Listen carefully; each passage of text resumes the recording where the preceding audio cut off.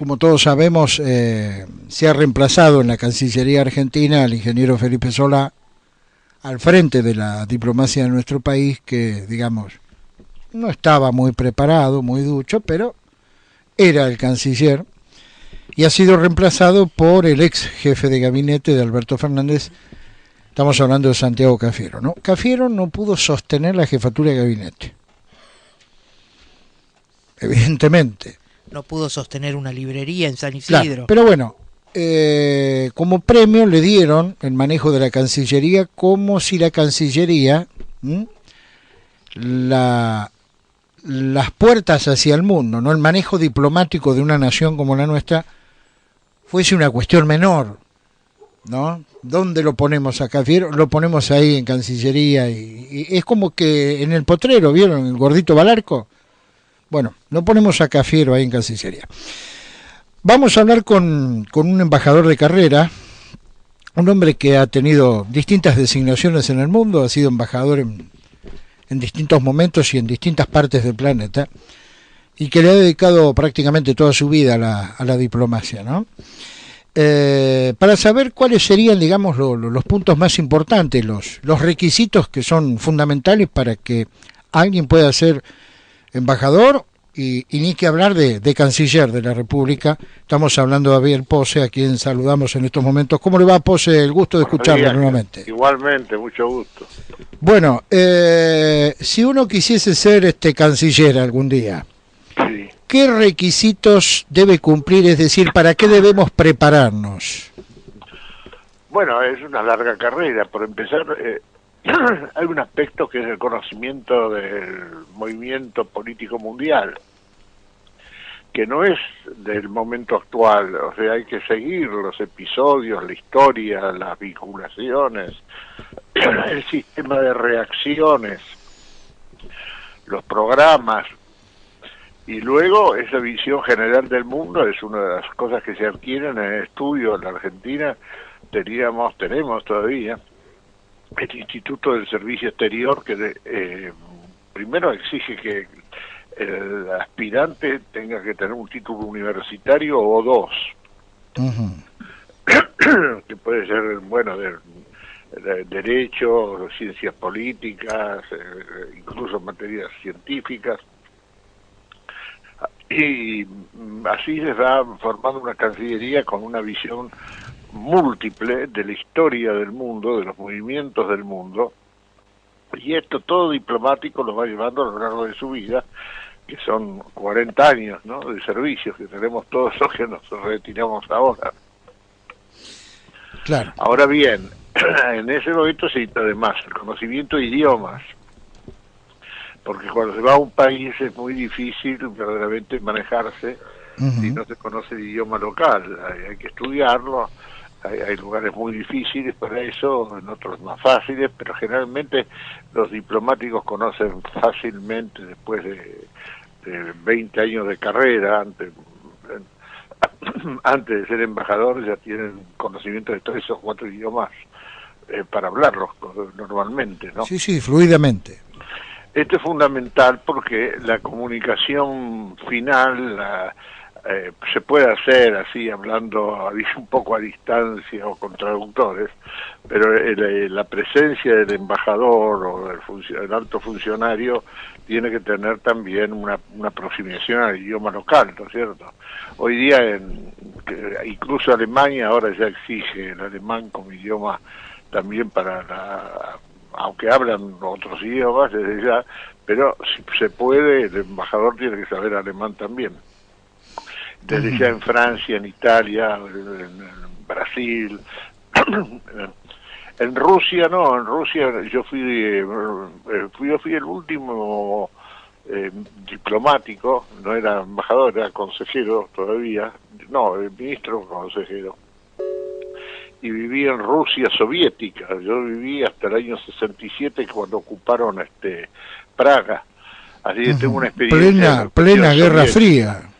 Claro, 3 años estuve en Rusia y en esos 3 años eran decisivos porque era el fin del comunismo duro, el estalinismo que había creado Brezhnev, el último gran líder político fuerte. Después vino la disolución que usted conoce, con varios candidatos oscilando, queriendo cambiar las cosas, hasta que llegó Putin, que es un hombre de una enorme energía, porque no le hizo sentir a los rusos que los años del comunismo estaban perdidos, sino que hizo una especie de sabia transmutación de valores. Incluso impuso la educación católica para todas las religiones, ¿no es cierto?, escolarmente. O sea que cada chico de cada religión tiene su curso de religión, pero esta era una innovación muy fuerte, porque era destruir la noción filosófica del marxismo, a que era ateo rigurosamente, ¿no? ¿Cómo evalúa el momento de la Cancillería argentina, o en todo caso de las relaciones diplomáticas de la Argentina con el mundo? Bueno, mire, nosotros estamos en un mal momento, con gente que, como usted bien dijo, es el gordito que va al arco. Nosotros estamos humillados. Imagínese que hay un grupo prácticamente de 35 embajadores formados en todas partes, con muchos destinos políticos importantísimos, algunos incluso fueron vicecancilleres o cancilleres. Estos 30 nos vemos a veces para hablar de la diplomacia, nos encontramos una vez por mes para hablar, ¿no?, entre nosotros, en una comida melancólica.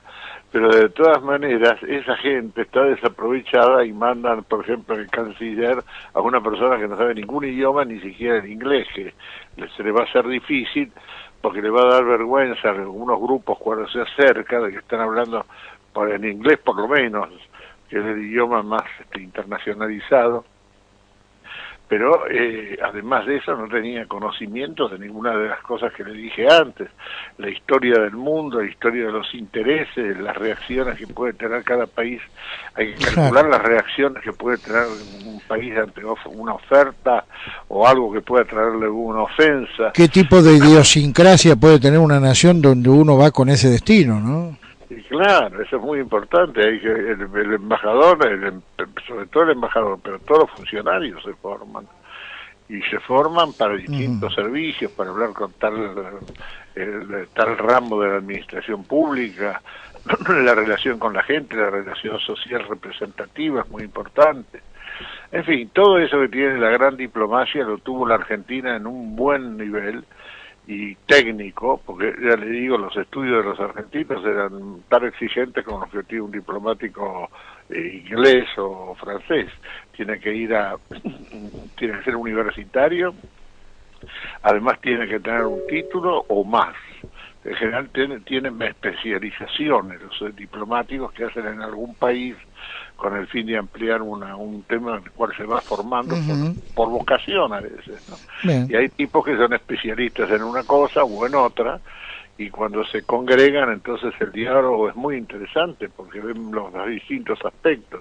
Bien. Por ejemplo, el fracaso de Mercosur es una cosa que para la Argentina es dolorosísima, y lo hicieron gente que no tiene la menor conocimiento de nada, porque ya no hablo de que sepan el idioma, que eso sería un elemento, porque hay traductores, es verdad, pero el problema es que no conocen la esencia de los manejos políticos. En algún momento... Y no conocen los tratados internacionales. Claro, eso está tremendo, ¿no? Ahora, en algún momento... Sí. Defender algún tema de los mares, en el caso de la proyección marítima en la Antártida, y no tener conocimiento de esos temas. Bueno, yo le comento, usted lo debe conocer mejor que yo al asunto, pero el 90%, y por ahí me quedo corto, de los integrantes del Congreso de la República, diputados y senadores, desconocen los principales artículos del Tratado de Madrid de 1990, ¿no? Y de ahí partimos con una crisis económica fenomenal. Sí, es tremendo. Es tremendo, no desconocen absolutamente, van al cargo como si fuera un veraneo. Bien, ahora... Y ahí se comportan así, porque lo único que les interesa es pasarla bien, o sea, no saben resolver nada, ni nadie espera de ellos nada, al punto tal que se sustituye a un canciller que tenía tenía formación del Estado porque había sido ministro de Agricultura, pero en todo caso le faltaba toda la formación que puede tener un diplomático, pero era una persona más o menos, pero nombran a otro que no tiene absolutamente ninguna formación. Bien, ahora para revalorizar, ¿no?, el rol de la diplomacia no solamente en la Argentina sino en el mundo, y fundamentalmente para aquellas personas que a lo mejor no tienen en cuenta qué cosas se pueden lograr para una nación desde la diplomacia. ¿Qué es, digamos, lo importante que nos estamos perdiendo por habernos ido a la B, ¿no?, futbolísticamente hablando, en materia diplomática? Primero, no somos confiables. El problema de la confianza en la diplomacia y la confianza entre los estados es muy importante, que tengamos una línea de cumplimiento de ciertas cosas, lo cual no quiere decir obediencia, al contrario, la diplomacia es una forma de defensa de la soberanía. Justamente acá en Argentina se entrega todo, se firma cualquier cosa, perdemos el Mercosur, creemos de que hay que ser socios de la Unión Soviética, que no nos interesa ser socios de Argentina. Tenemos una buenísima relación que inauguró Perón y de ahí eso fue comercial muy bien y pero no es una alianza que pueda tener valores políticos. La cuestión con Estados Unidos de crear una dependencia de Estados Unidos cuando no es el caso, no es obligatorio tener una dependencia, hay que tener buenas relaciones y presentar un plan americano porque está desesperado Estados Unidos de ver lo que tiene del patio trasero, como ellos decían, se rompieron todas las flores y las plantas y es un desastre, ¿no? Así que le digo, lo fundamental es saber lo que hay que componer, lo que se puede lograr, lo que se puede comerciar, y que sean relaciones convincentes y permanentes, y saber además lo que le corresponde al otro interlocutor. Los que no saben van pidiendo una cosa, bueno, cómpreme carne, por ejemplo, en Francia. Y a ellos no les gusta eso porque tienen un problema enorme y leyes interiores que impiden el comercio que pueda dañar la situación de los campesinos franceses. Correcto. Que para ellos es un problema de cultura.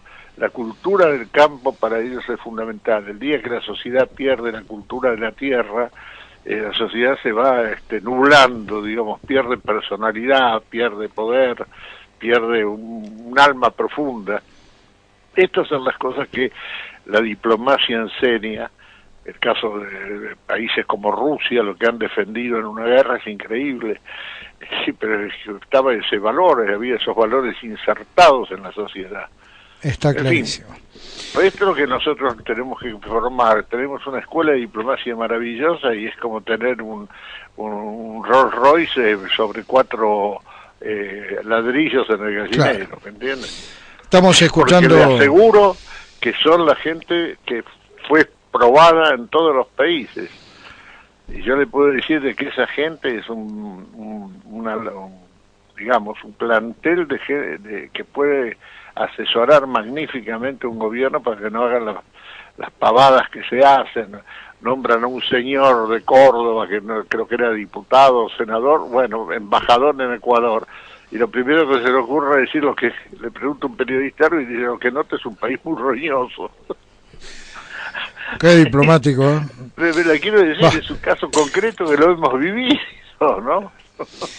Estamos hablando de Luis Juez en ese caso. Y estamos escuchando... Pero ¿usted puede creer que un señor que lo nombra embajador puede decir que el país es roñoso? Sí, Hay cosas que escapan. Argentina está escapando a la razón mínima. Seguro. Estamos en un punto cercano a la alienación del loco, ¿me entiende? Acepta cualquier cosa. Se puede ser gran persona, cosa, pero no diplomático, ¿eh? Sí. Estamos escuchando a Abel Pose, como siempre, gracias por su tiempo. Bueno, le por su agradezco gentileza, mucho. ¿eh? Que siga usted bien. Hasta luego.